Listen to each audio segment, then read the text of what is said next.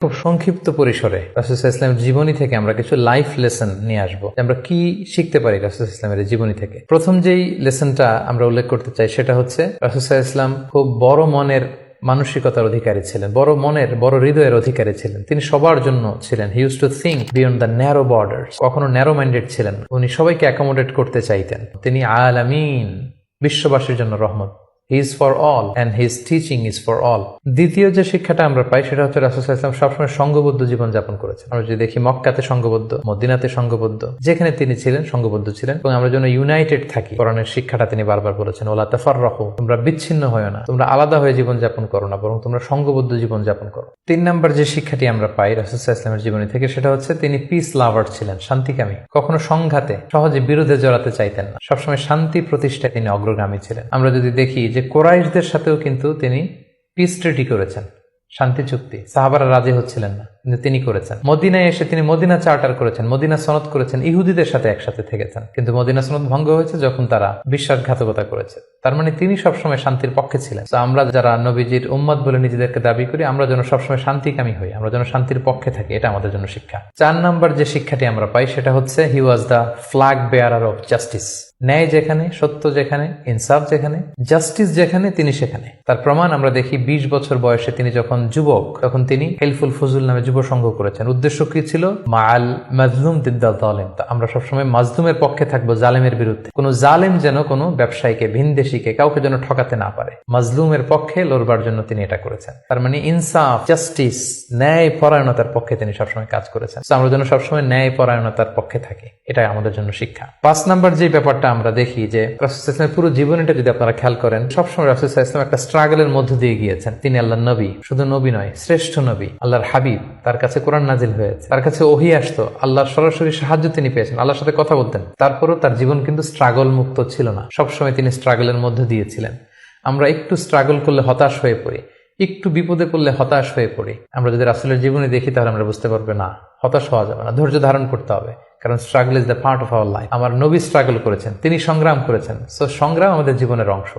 এই শিক্ষাটা আমরা পাই। 6 নম্বর যে শিক্ষাটি আমরা পাই সেটা হচ্ছে রাসূল সাল্লাল্লাহু আলাইহি ওয়াসাল্লাম ব্যক্তিগত জীবনে অত্যন্ত সৎ ছিলেন। যে কারণে যে কুরাইশরা রাসূল সাল্লাল্লাহু আলাইহি ওয়াসাল্লামের বিরোধিতা করত, তারাই রাসূল সাল্লাল্লাহু আলাইহি ওয়াসাল্লামকে উপাধি দিয়েছিল আস-সাদিক আল আমিন, সত্যবাদী, আমানতদার। যেদিন তিনি হিজরত করবেন সেদিন তিনি তার ঘরে রাসূল সাল্লাল্লাহু আলাইহি ওয়াসাল্লাম আলী রাদিয়াল্লাহু তাআলা আনহুকে রেখে গিয়েছিলেন। কারণ ওনার কাছে মক্কার অনেক লোকেরা আমানত রেখেছিল। সেই আমানতগুলো বুঝিয়ে দিতে আলী রাদিয়াল্লাহু তাআলা আনহুর 3 দিন সময় লেগেছিল। এত পরিমাণে ডিপোজিট ছিল, আমানতের বিভিন্ন জিনিসপত্র ছিল, সেগুলো আলী রাদিয়াল্লাহু তাআলা আনহু বুঝিয়ে দিয়ে তারপরে তিনি হিজরত করেছেন। কতটা আমানতদার ছিলেন আমাদের প্রিয় নবী। এবং ওনার এই ব্যবসায় আমানতদারিতায় মুগ্ধ হয়েই কিন্তু খাদিজা রাদিয়াল্লাহু তাআলা আনহা রাসূল সাল্লাল্লাহু আলাইহি ওয়াসাল্লামকে বিয়ের প্রস্তাব দিয়েছিলেন। তো তার উম্মত হিসেবে আমাদের উচিত সত্যবাদী, সৎ এবং আমানতদার হওয়ার চেষ্টা করা।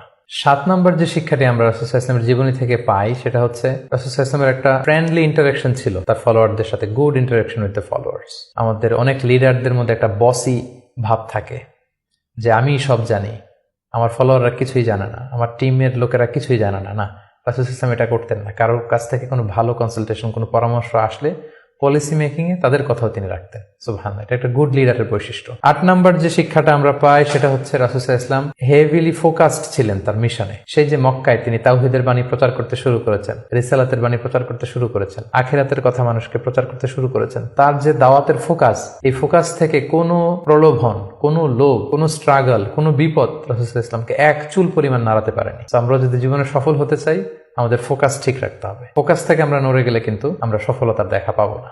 9 নম্বর যে শিক্ষাটা আমরা পাই রাসূল সাল্লাল্লাহু আলাইহি ওয়াসাল্লামের কম্প্যাশনেট এন্ড মার্সিফুল অ্যাটিটিউড। রাসূল সাল্লাল্লাহু আলাইহি ওয়াসাল্লামের দয়াদ্র মানসিকতায় অনেক শত্রু কিন্তু রাসূল সাল্লাল্লাহু আলাইহি ওয়াসাল্লামের বন্ধু হয়ে গিয়েছিল, ঈমান এনেছিল। আমরা দেখেছি মক্কা বিজয় যখন করেছিলেন চাইলে পিষে মারতে পারতেন কুরাইশদেরকে, যারা বছরের পর বছর জন্মভূমি থেকে দূরে থাকতে বাধ্য করেছিল রাসূল সাল্লাল্লাহু আলাইহি ওয়াসাল্লামকে। রাসূল সাল্লাল্লাহু আলাইহি ওয়াসাল্লাম কি করলেন? বললেন যে না, লা তাসরিবা আলাইকুমুল ইয়াউম, কোনো প্রতিশোধ, হিংসা কিছু নেই, ক্ষমা করে দিলাম, যাও তোমরা স্বাধীন। এভাবে নানা ঘটনায় আমরা দেখেছি রাসূল সাল্লাল্লাহু আলাইহি ওয়াসাল্লাম তার অমীয় অনুপম চরিত্রের মাধ্যমে তিনি মানুষের মন জয় করেছেন। এই গুণাবলী যেন আমরা আমাদের মধ্যে ধারণ করবার চেষ্টা করি। সব শেষে শিক্ষাটির কথা বলবো, সেটা হচ্ছে succession management. A good leader produces good leaders. একজন ভালো নেতা শুধু ফলোয়ার তৈরি করে না, সে আরো নতুন নেতা তৈরি করে। আমরা যদি দেখি রাসূল সাল্লাল্লাহু আলাইহি ওয়াসাল্লামের ইন্তেকালের পরে আমাদের লিডারশিপ নিয়ে কোনো ক্রাইসিস হয়নি, সেখানে দাঁড়িয়ে গিয়েছে আবু বকরকে আমরা রাদিয়াল্লাহু তাআলা আনহুকে আমরা আমাদের খলিফা বানিয়েছি। আবু বকর রাদিয়াল্লাহু তাআলা আনহুর ইন্তেকালের পরে ওমরে ফারুক আমাদের খলিফা হয়েছে, তারপরে উসমান, তারপরে আলী রাদিয়াল্লাহু তাআলা আনহু। তার মানে রাসূল সাল্লাল্লাহু আলাইহি ওয়াসাল্লাম এদেরকে কিন্তু সবসময় ডানে বায়ে সামনে পেছনে কাছে নানা কাজে এঙ্গেজ করে